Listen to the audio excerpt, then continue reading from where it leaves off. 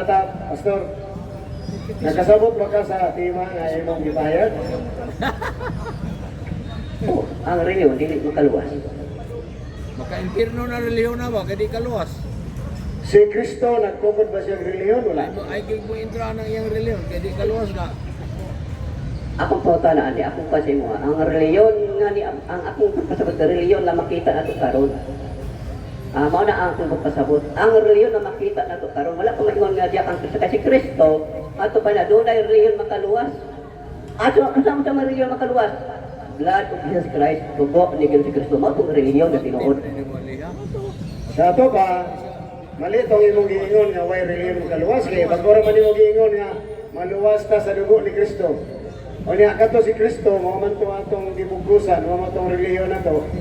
So, sa liyo nagkakaroon nga, wala dyan kakasabot sa imong ipahayag.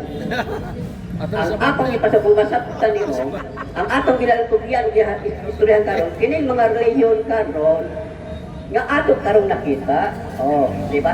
Kini ba, di pwede mong kita buta, mong kita makita karon, kada mo akong ipasabot nga reliyon. Pero, di ko siguro, pinaagay sa dugo, kita naluwas. So kanang kaingon ko, mao to akong tinuod nga reliyon. So atong ginatubian karon, akong gina-share sa inyo karon nga reliyon, kining makita nato karon. Kining makita nato karon ba nga ipangsudlan sa mga tao ba? Ipangsudlan nila. Wala gyapon matubag ang pangutana. Sunod nga pangutana. Ang mga apostoles, doon na ba sila reliyon o wala? Ang dugo ni Ginoong Kristo mo ay nagpula dito sa Kristo mo ay naghatag og pasaylo. So mao to siya ang mao to reliyon sa mga apostoles. O mao to reliyon nako. Mao to reliyon nako ang dugo ni Kristo dito sa krus sa Calvary. Mao bitaw to power mo kay ang dugo ni Kristo. God, power kay siya ba? Dili pa dugo sa tao ba? Di siya pa dugo sa hayop. Parte kada kung power gid nga naman. Pag ula dito sa dugo sa Calvary, sa Matthew 27:28, namangon ang tanang mga balaan nga nangamatay na pinaagi nitong dugo. Kay ang katong mga taong balaan dito ng tugon, nagpaabot sila na itong dugo, kay napailalong lang sila sa dugo sa mga turong baka, hayop, na may tabon sa sala nila. Pero hindi mo kawagtang ganun. Power kay dugo, kay kung wala itong dugo ni Kristo, wala tayo kapasayluan. Ang pangutana dili may tungod sa dugo ni Kristo. Ang pangutana asa sa Biblia nga mga apostoles na ay reliyon o wala? Tubag lang, naa o wala? Naa dugo ni Kristo. Mao na siya. At to yung kumutarkot sa dugo yun. Bakit ito ilay ito tublo? Naa, pero dugo yun niya. Dugo yun nga naula dito sa Calvary. So wala na ko ilay ihatag pa nga tubag anak. Dugo ra gyud ni Kristo. Kay kung wala lagi sa akong natingon lagi, kung wala lagi ang dugo ni Kristo na ula dito sa krus, wala gid tay daw nga kaayuhan. Moro na siya, moro na dugo ra gyud ako dito sa tingko sa imo ha. Masayod ba ka nga ang reliyon, relasyon na nga sa Diyos? Wala. Ang dugo po inikatag nga relasyon na to sa Diyos. Di ba? Ang kung wala ba lagi na, iko lagi akong kuha lagi akong putana ni mo. Kaya nga naman, kung relasyon sa kung wala ang dugo na ulat sa krus, wala tayo relasyon. Ang dugo, ni Kristo mo ay nagpaduol na to. Kanay mong dugo, mula na maka-reliyon ko na. Okay. So, ang imong kumag sa pangutana, ang pangutana, klaro kayo na ang mga apostoles na abay reliyon. Huwag magkagibasa, puro naman kadugo ni Kristo. Pangutana ko ka diyon. Asa. Wala. Ang imong tubag, wala gid ka nakatubag. Kaya wala man siya mabasa diya. Asa man mabasa nga ang apostoles na reliyon. Kung wala, pwede na nga di makaluwas. Kaya wala man sila reliyon. Kanya, murag na contradiction po ni mong ingon kay ingon ka way reliyon makaluwas. Nya naluwas man ka sa dugo ni Kristo.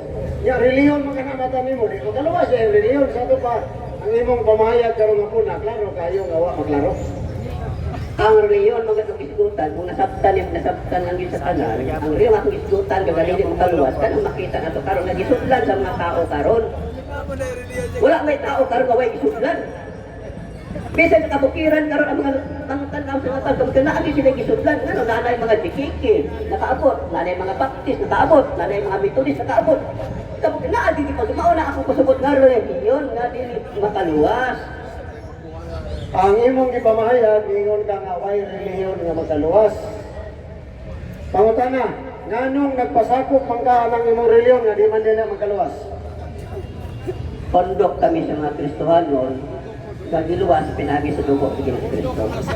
Pondok kami nga mga Kristohan nga nakayusa, nga kami nga mga gamay pondok, ipaulaan, apil kami na itong dugo nga naula dito sa Krus sa Calvary. Manang doon namin pag-guide sa Ginoo.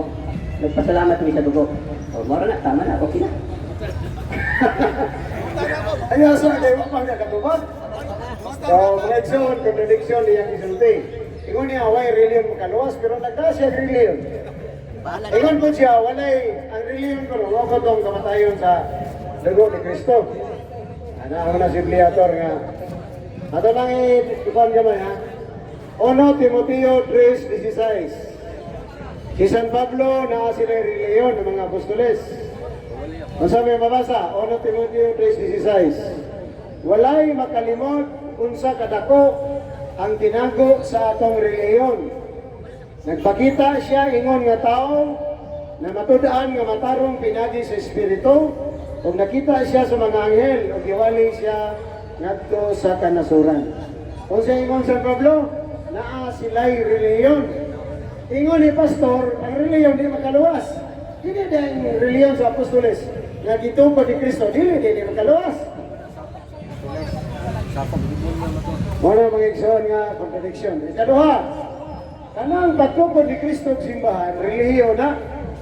Ano naman, pag-ingon niya nga, I will build my church, pundok sa katawhan nga kanang pulong relihiyon, di ka na sa pulong religiary.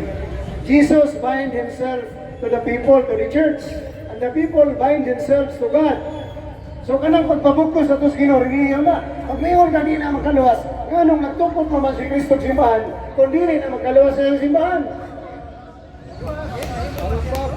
Mga mga igsoon, sayop ka na mag-ingon nga may relihiyon nga magkaluwas.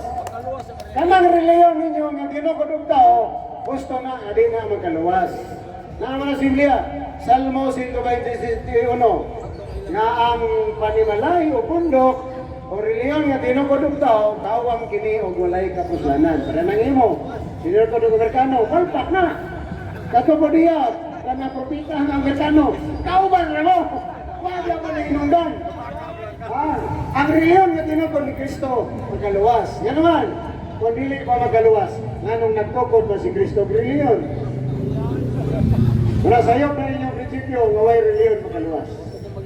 Kay si Kristo, nagtukod siya relihiyon. Kunya, dili sa Sirach 41, 8-9, ang tao nga walay relihiyon, sinutan tubangan sa Diyos. Wa mo na ng mga klaro relihiyon, sinutanan sa Diyos. Kaya na relihiyon dinukod si Kristo.